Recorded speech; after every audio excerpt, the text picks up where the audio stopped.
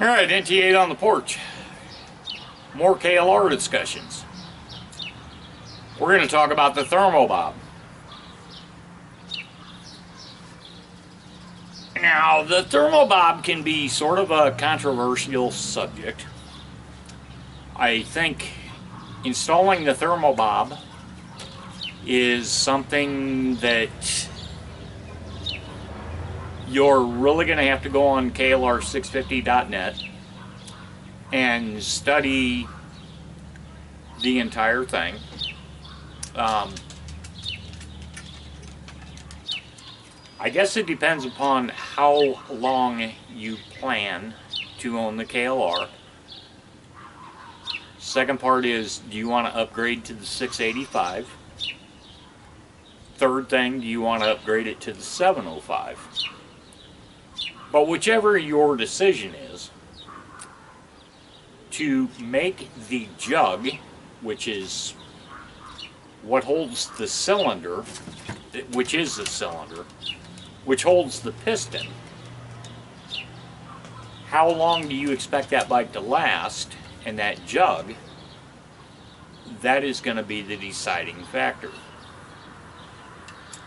Now the KLR comes with a thermostat that is about that size. The problem with that, I can't remember what the factory specs were for that thermostat to open and close. But what happens with it, with the factory one, over time, is it opens and then it slams shut.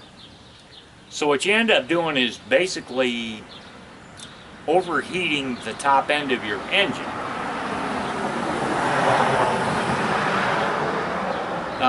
I think the temperature sensor is in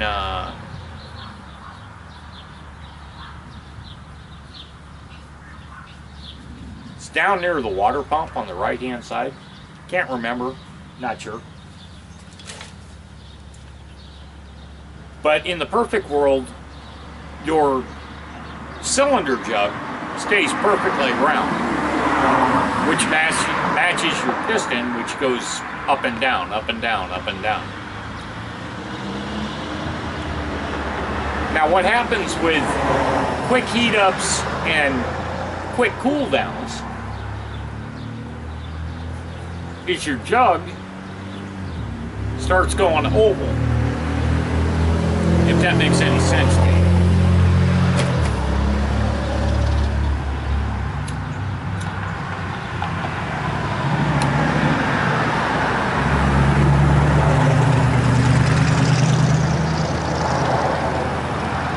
So with the ThermoBob,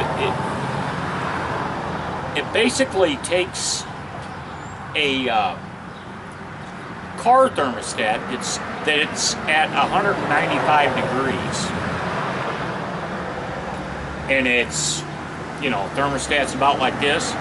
Like I said, that factory thermostat's about like this.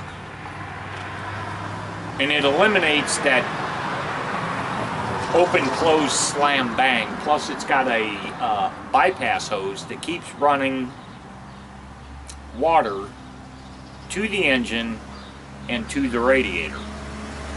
So once you start it up, it equates to the same temperature.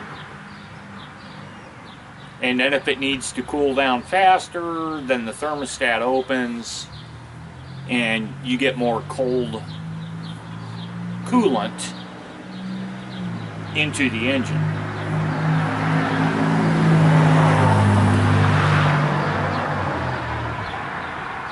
Now I tell you, I have seen pictures and videos of guys that have taken apart their shit. They've actually measured the cylinder walls with a micrometer with the cylinder walls, and it's oblong. And then you go this way and it's shorter.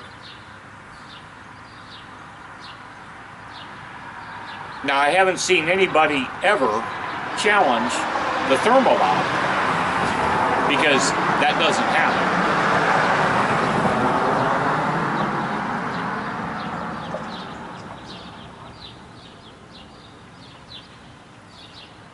Now, I'll also tell you, most people that buy a KLR just totally love the bike so much that they stay with it and they want it to run forever.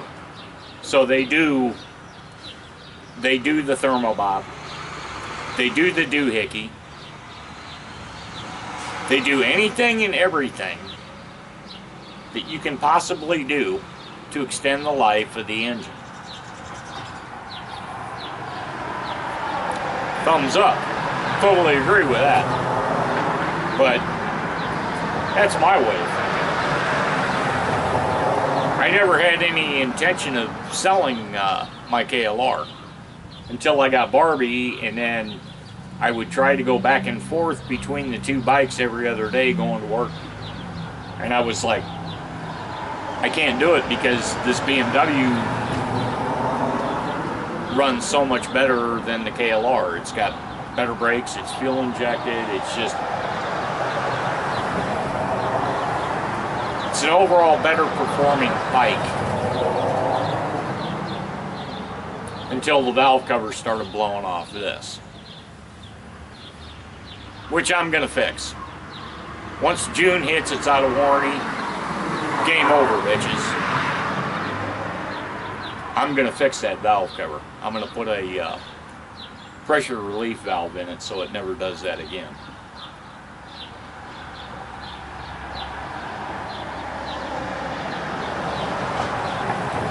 But as I go through everything on my BMW,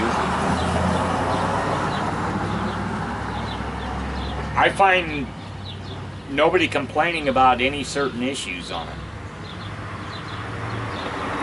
Versus the KLR, where you have the ThermoBob thingy, you have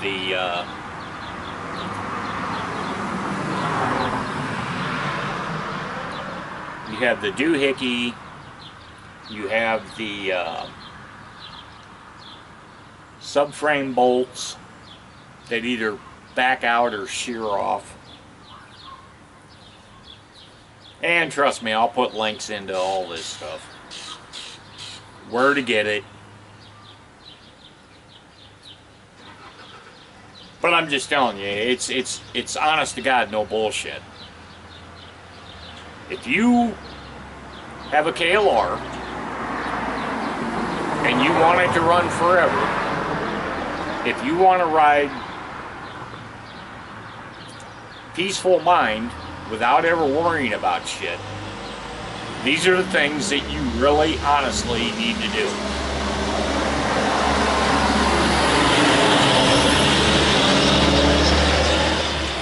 I don't care what year KLR it is, because it's been proven in all of them. You just have to buy different parts for it. Different bolt kits, different doohickey kits, different subframe bolt kits, different ThermoBobs for them, because the measurements are all different.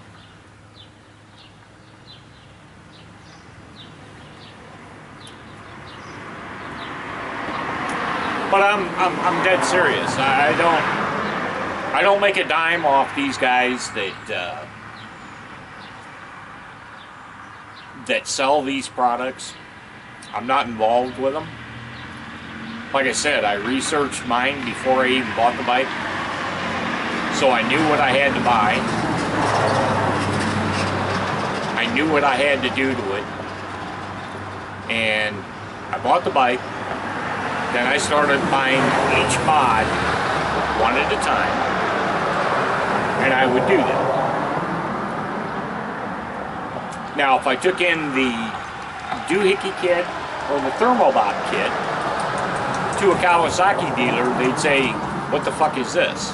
Because they're not going to admit that there's design flaws in it. Because remember, their entire objective is to sell you a bike, have you ride it,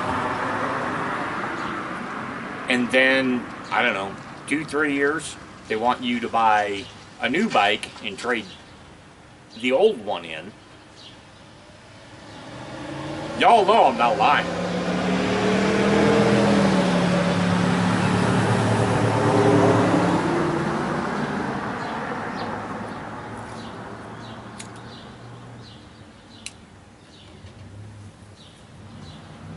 That's a dealer's main thing in life. So you can go to a dealer and you can ask them about the doohickey. They're going to tell you, oh, we don't have any problem with ours. Roger that, bitches. You can go talk to them about the thermostat.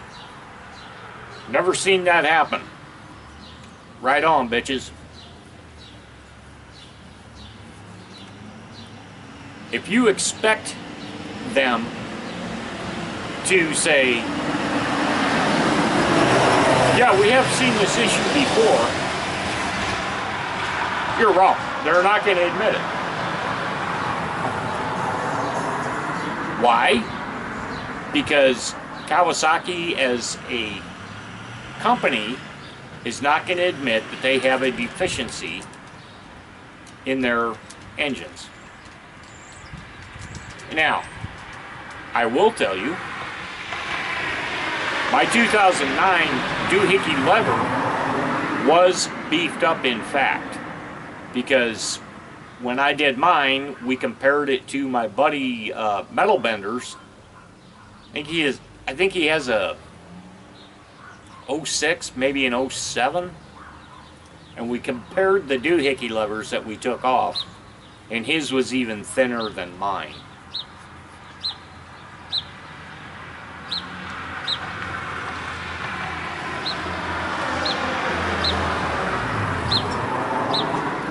But the big thing with the doohickey is the fucking spring. You go to Eagle Mike's website, you buy that circular spring, torsion spring, and I guarantee you, you will never have to worry about that spring again. I mean, every 3,000 miles, undo your shit, loosen it up, bang the case with a rubber mallet, tighten it back up to, I think it's 78 inch-pounds.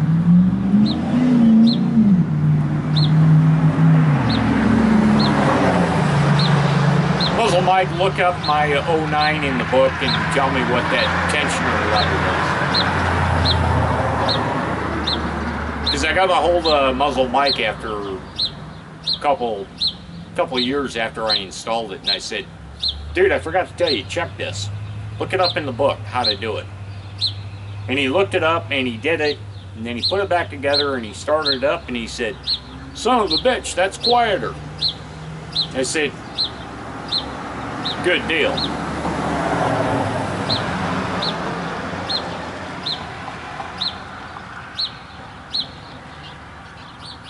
But God honest, like I said, I'm not making any money off promoting these products. All I'm trying to do is give you a heads up on the pitfalls of owning the KLR and shit that can go wrong.